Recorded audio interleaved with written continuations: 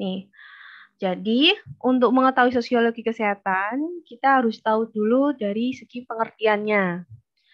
Nah, sosiologi itu dalam bahasa Latin ada dua kata. Jadi ada kata socius, itu artinya masyarakat, dan juga ada kata logos. Logos itu ilmu. Jadi sosiologi itu artinya adalah ilmu yang mempelajari masyarakat. Intinya adalah bahwa ketika kita berbicara sosiologi, kita berbicara tentang mengenal masyarakat. Jadi kita mengenal bagaimana perilaku masyarakatnya, bagaimana pola masyarakat, pola hidup masyarakat, bagaimana interaksi masyarakatnya. Nah, itu kita pelajari di dalam ilmu sosiologi. Nah, ketika kita berbicara tentang sosiologi kesehatan, jadi kita kaitkan ilmu-ilmu dalam masyarakat itu dengan kesehatan. Jadi kita mempelajari bagaimana perilaku-perilaku di masyarakat ini mempengaruhi kesehatan mereka, kesehatan individu dalam masyarakat maupun kesehatan di masyarakat itu sendiri. Jadi itu yang perlu dipahami ya. Jadi ketika berbicara sosiologi kesehatan, intinya adalah bagaimana kita mempelajari kehidupan yang benar-benar terjadi di masyarakat ini dapat mempengaruhi status kesehatan mereka.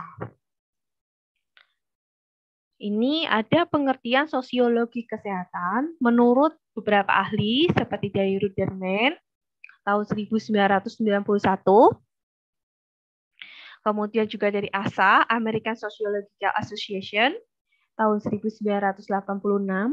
Jadi mereka ini berbicara bahwa sosiologi kesehatan yang seperti saya sampaikan, yang untuk teman-teman sekalian ingat, yang tadi saya sampaikan bahwa intinya ketika kita berbicara tentang sosiologi kesehatan, kita akan berbicara masyarakat. Masyarakat yang dihubungkan dengan kesehatan. Jadi bagaimana status kesehatan mereka itu dipengaruhi oleh kehidupan sosial dalam masyarakat. Itu yang perlu teman-teman sekalian untuk dipahami dalam pengertian sosiologi kesehatan ya. Nah, untuk tujuannya sendiri, ketika kita berbicara ilmu sosiologi, ini adalah untuk meningkatkan kemampuan seseorang untuk menyesuaikan diri atau beradaptasi dengan lingkungan sosialnya. Untuk fungsi sosiologi kesehatan, ada sebagai alat kognitif, sebagai alat evaluatif, alat pragmatif, dan juga alat komunikatif. Ini fungsi-fungsi dari sosiologi kesehatan. Nah, untuk segala materi maupun PPT nanti juga ada di LMS ya, teman-teman bisa mengunduh untuk dipahami lebih mendalam. Jadi yang pesan saya bahwa kita cukup memahami saja dari pengertian sosiologi kesehatan itu sendiri supaya dalam penerapannya nanti ketika kita menerapkan ilmu sosiologi kesehatan kita paham bahwa ketika kita berbicara sosiologi kesehatan maka kita berbicara tentang kehidupan masyarakat. Bagaimana kehidupan masyarakat itu mempengaruhi kesehatan. Jadi ada pengertian sehat. Pengertian sehat dari WHO atau Organisasi Kesehatan Dunia itu kan adalah keadaan sejahtera, fisik, mental, dan juga sosial yang memungkinkan seseorang hidup produktif. Jadi sehat itu nggak cuma fisiknya aja yang sehat, oh tidak demam, tidak luka-luka, terus tidak hanya secara mental, tidak mengalami kecemasan, tidak mengalami depresi, tapi juga secara sosialnya. Nah, secara sosialnya itu nanti kita akan pelajari di ilmu sosiologi kesehatan. Nih, ruang lingkup dari sosiologi kesehatan itu yang pertama adalah tentang hubungan lingkungan sosial dan kesehatan. Jadi, individu ini dipengaruhi oleh lingkungan sosial. Individu bisa sakit karena lingkungan sosialnya yang memang mempengaruhi kesehatan mereka. Begitu juga dengan individu yang sakit. Individu yang sakit itu akan menyebabkan juga lingkungan sosial mereka berubah. Jadi itu ya untuk pengertian dari ruang lingkup hubungan lingkungan sosial dan kesehatan. Sosial dan kesehatan ini saling mempengaruhi satu sama lain. Kemudian yang kedua kita akan mempelajari tentang perilaku sehat dan sakit. di dalam ilmu sosiologi kesehatan. Perilaku sehat dan sakit ini seperti ini contohnya. Ada masyarakat, fenomena di masyarakat yang menganggap bahwa sakit itu ketika dia sudah flu, itu dia sudah sakit langsung berobat gitu ya, ke puskesmas, langsung berobat ke rumah sakit. Tapi ada juga fenomena di dalam masyarakat, itu ada yang dia itu menganggap bahwa sakit itu kalau dia sudah tidak kerja, kita tidak bisa bekerja, dia cuma bisa tiduran, cuma bisa rebahan di dalam kasur, tidak bisa jalan, tidak bisa makan, itu baru dia bilang bahwa dirinya itu sakit. Itu fenomena di dalam masyarakat tentang perilaku sehat dan sakit yang nanti akan kita bahas di pertemuan selanjutnya. Kemudian juga ada tentang praktisi perawatan kesehatan dan hubungan dengan pasien. Jadi ini bagaimana nanti interaksi antara dokter dengan pasien, bagaimana dokter ini mengedukasi kesehatan pasien, kemudian bagaimana individu ini memberikan pengobatan ke pasien, ini akan kita pelajari di dalam ruang lingkup sosiologi kesehatan. Terus yang terakhir, ini adalah tentang sistem perawatan kesehatan. Jadi di dalam sosiologi kesehatan ini ada mempelajari tentang fasilitas dan ketersediaan tenaga kesehatan di mana masyarakat itu bisa melakukan pengobatan. Nah, ini yang kita akan pelajari di dalam ilmu sosiologi kesehatan juga.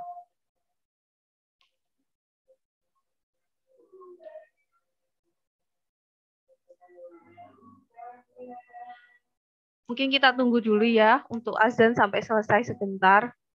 Nanti kita lanjutkan ke manfaat sosiologi kesehatan.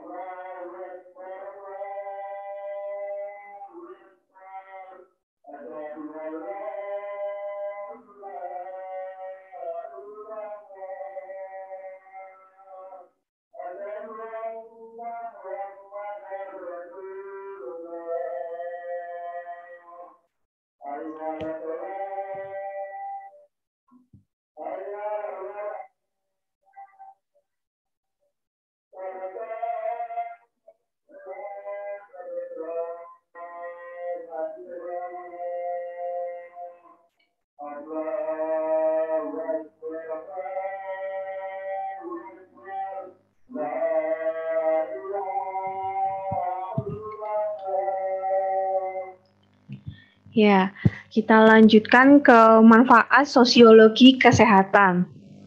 Yang pertama, manfaat sosiologi kesehatan adalah mempelajari tentang perilaku masyarakat ketika mereka sakit dan meminta pertolongan kepada tenaga medis. Ini yang tadi sudah tak sampaikan ya, bahwa ketika seseorang sakit, banyak fenomena yang terjadi. Ada yang flu saja sudah langsung ke dokter, ada juga yang flu aja itu ada yang pakai apa? Bawang gitu ya, nyium-nyium bawang, kemudian flu cuma tinggal minum apa? Obat dekolgen gitu, apa obat-obat warung atau cuma minum minuman jahe gitu. Ada beberapa perilaku masyarakat yang seperti itu. Ada pula yang dia itu tidak akan ke rumah sakit kalau memang dia itu belum bisa sudah tidak bisa berjalan gitu. Kalau misalnya masyarakat itu masih bisa jalan, seorang itu masih bisa jalan, walaupun badannya udah nggak enak, walaupun sebenarnya mereka sakit, mereka tidak akan ke rumah sakit, tidak akan meminta pertolongan kepada tenaga medis. Terus yang kedua, yaitu untuk memberikan analisis yang kuat dalam interaksi sosial antara dokter dengan pasien. Ini yang tadi ya, bagaimana sih interaksi dokter dengan pasien itu, bagaimana dokter memberikan edukasi kepada pasien. Nah, ini kita pelajari dari ilmu sosiologi. Kemudian memberikan pandangan dan kajian mengenai latar belakang ekonomi dengan fasilitas kesehatan. Jadi beberapa ini tuh kita mempelajari begini contohnya. Ketika ada beberapa kehidupan ekonomi mungkin yang ekonomian lapisan-lapisan ekonomi yang tidak bisa mengakses layanan kesehatan, bagaimana penjaminan jaminan kesehatan, asuransi kesehatan bagi berbagai latar belakang ekonomi. Itu yang kita pelajari dalam ilmu sosiologi kesehatan. Kemudian yang keempat memberikan analisa sosial. Jadi ini ya hubungan antara kesehatan dengan sosial. Jadi sosial dan kesehatan itu kan saling mempengaruhi. Misalnya begini, ada budaya di dalam kehidupan masyarakat yang misalnya kita buang air di empang gitu. Nah, ketika buang air di empang itu sebenarnya masyarakat itu sudah punya sepitang di rumah atau sudah punya kamar mandi, tetapi memang mereka lebih milih untuk buang air di empang karena ada hubungan sosial antara masyarakat, bisa saling ngobrol, bisa ketemu sama tetangga, bisa saling cerita-cerita. Itu adalah budaya di dalam kehidupan masyarakat yang nanti kita akan mengkaitkan bagaimana situasi kesehatan ketika dihubungkan dengan kehidupan sosial yang seperti itu. Itu akan dibahas di dalam ilmu sosiologi kesehatan. Kemudian yang terakhir, mengulas berbagai fakta sosial mengenai sosiologi masyarakat yang sedang pada masyarakat yang sedang mengalami permasalahan kesehatan atau yang sedang sakit. Ya, jadi ketika kita sakit, itu kita akan mengalami perubahan sosial ya, perubahan sosial. Ini ibaratkan seperti ini. Ketika sakit, mungkin ada yang menjadi ketergantungan, kemudian menjadi sulit untuk berinteraksi sosial. Nah, itu akan kita pelajari juga di dalam ilmu sosiologi kesehatan. Nah, kira-kira dari yang tadi sudah tak jelaskan, dari para teman-teman sekalian, adakah yang mungkin ingin ditanyakan atau ingin sharing bagaimana kehidupan masyarakat, bagaimana interaksi sosial di kehidupan masyarakat masing-masing teman-teman sekalian ini? Ada nggak yang mungkin ingin ditanyakan atau ingin didiskusikan dari yang tadi sudah saya sampaikan?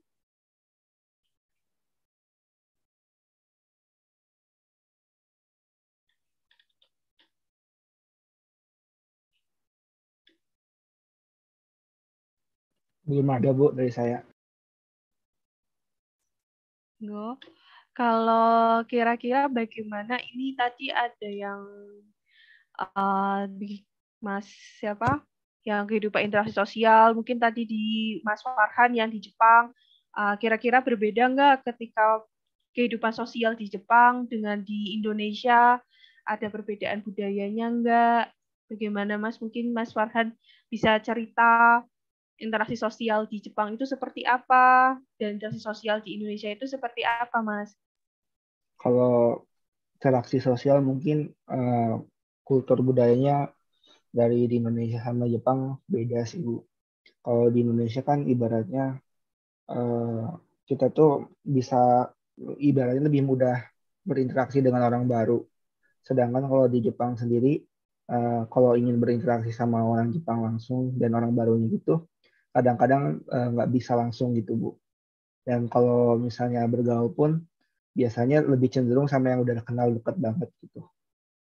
Nggak bisa langsung membuka diri lah, Bu, istilahnya. Kalau interaksi sosialnya sih gitu.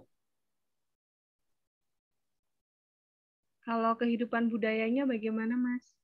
Apakah memang budayanya sama enggak? Kalau kita kan kalau ketemu ngapa-ngapain itu suka bareng gitu. Kalau di Jepang gimana? Apakah memang sama-sama kalau misalnya kita mau pergi makan tuh makannya bareng-bareng gitu di masyarakat kan gitu. Terus kita kalau ada pesta apa? Pesta desa gitu bareng-bareng secara gotong royong, suka gotong royong bareng-bareng. Kalau di Jepang gimana, Mas? Kalau yang acara-acara gitu, lebih cenderung ke orang yang udah saling kenal sih, Bu.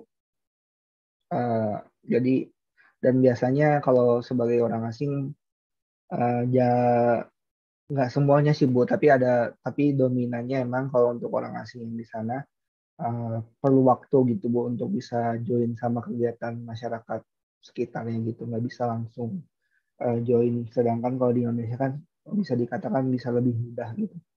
Kalau di sana ibaratnya masih ada pembatas lah, Bu, untuk berinteraksi satu sama lain untuk orang-orang asing. Ya, itu yang tadi Mas Farhan jelaskan tadi itu sudah kita dalam pembahasan konsep sosiologi ya. Jadi konsep sosiologi itu seperti itu. Kita akan menganalisa bagaimana kehidupan di masyarakat. Tadi yang Mas Farhan sampaikan, kalau di Jepang itu lebih ke mungkin tidak seperti di Indonesia yang lebih mudah bersosialisasi, kemudian lebih saling kebersamaan, perkeluargaan. Kalau di Jepang itu sosiologinya mereka lebih cenderung mungkin individual, kecuali mereka yang emang benar-benar dekat ya, jadi lebih mandiri, lebih individual. Itu adalah contoh dari konsep sosiologi. Gitu ya teman-teman. Kemudian mungkin ada lagi yang mau sharing gitu, misalnya tadi ada yang dari Sulawesi, gimana kehidupan sosialnya, sosiologi di masyarakatnya itu seperti apa, kemudian perilaku-perilaku masyarakatnya itu seperti apa ketika di Sulawesi. Mungkin ada yang bisa bercerita, tadi kayaknya ada yang dari Sulawesi, siapa ya?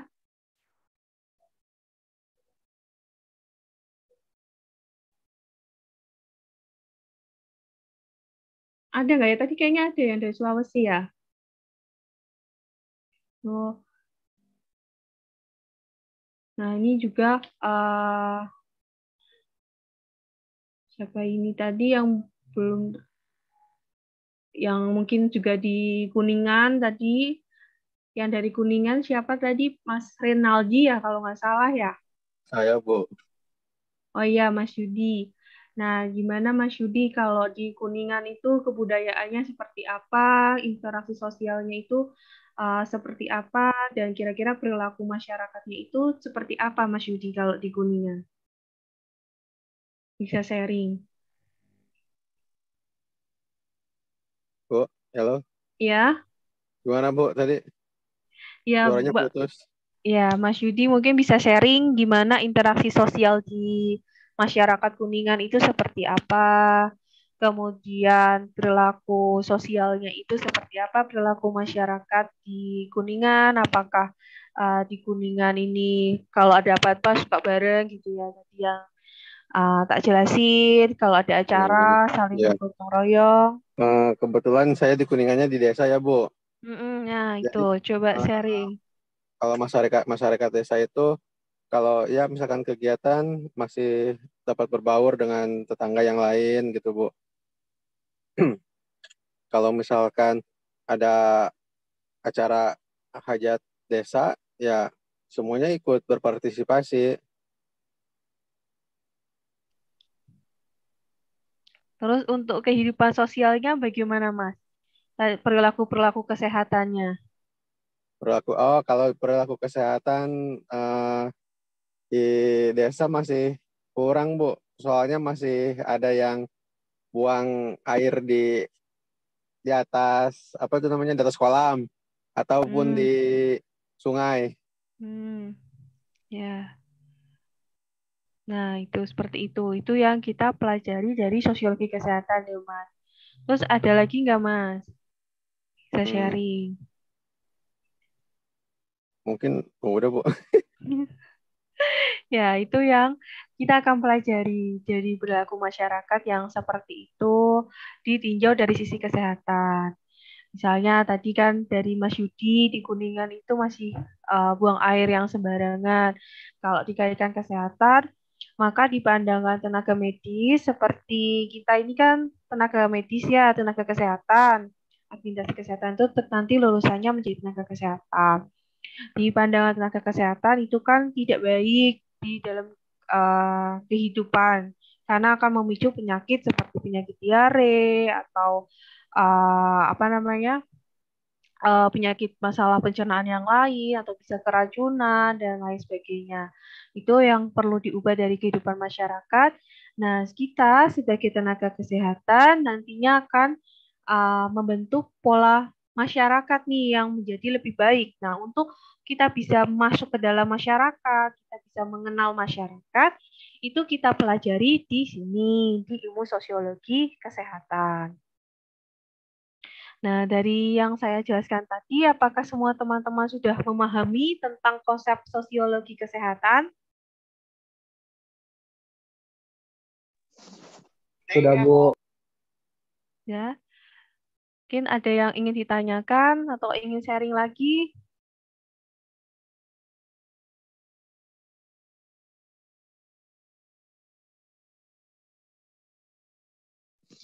Oh iya Bu, saya mau sharing sedikit. Ya, Ya mungkin masih nyambung sama pembahasannya Mas Farhan tadi tentang masyarakat Jepang ya. Jadi ada kebiasaan yang menurut saya bagus tuh, yaitu kalau misalnya pulang ke rumah dari luar kayak gitu, selalu cuci tangan dan berkumur kayak gitu Bu. Sebelum melakukan aktivitas lain di dalam rumah kayak gitu. Jadi pulang terus ke wastafel, cuci tangan, sama berkumur kayak gitu. ya, itu Jepang memang sudah baik ya dari segi perilaku kesehatan mereka. Itu contohnya mungkin nanti kita sebagai tenaga kesehatan ini nanti kita membentuk nih seperti contoh-contoh tadi ya seperti yang di Jepang kita bisa ngasih edukasi ke masyarakat kalau perilaku tadi kan namanya perilaku PHBS ya, perilaku hidup bersih dan sehat bahwa kalau sebelum masuk harus cuci tangan. Nah, itu adalah peran kita nanti di menjadi tenaga kesehatan, memberikan informasi, memberikan edukasi ke mereka, ke masyarakat yang perilaku-perilakunya masih kurang baik. Kayak contohnya tadi yang di mana di Mas Yudi ya kalau nggak salah ya tadi yang masih perilakunya masih buang air sembarangan, kemudian nanti bagaimana perilaku mereka cuci, apakah mereka suka cuci tangan pakai sabun, ataukah mereka tidak pernah cuci tangan pakai sabun. Nah, kita akan memberi edukasi seperti tersebut. Itu sudah baik untuk di Jepang yang semoga di Indonesia juga bisa mengimplementasikan hal-hal tersebut menjadi kebiasaan. Dan ini adalah peran kita ya sebagai tenaga kesehatan. Nanti perannya Mas Farha, Mbak Mustafa, terus Mas Renaldi, Mbak Umi, Pak Widyo, terus Mas Yudi. Gimana mengedukasi mungkin masyarakat-masyarakat sekitarnya, tetangga-tetangganya, bahwa kita harus hidup bersih, hidup sehat, harus cuci tangan, harus buang airnya nggak boleh sembarangan. Tuh. Terus ada lagi nggak nih dari teman-teman sekalian mungkin yang ingin sharing?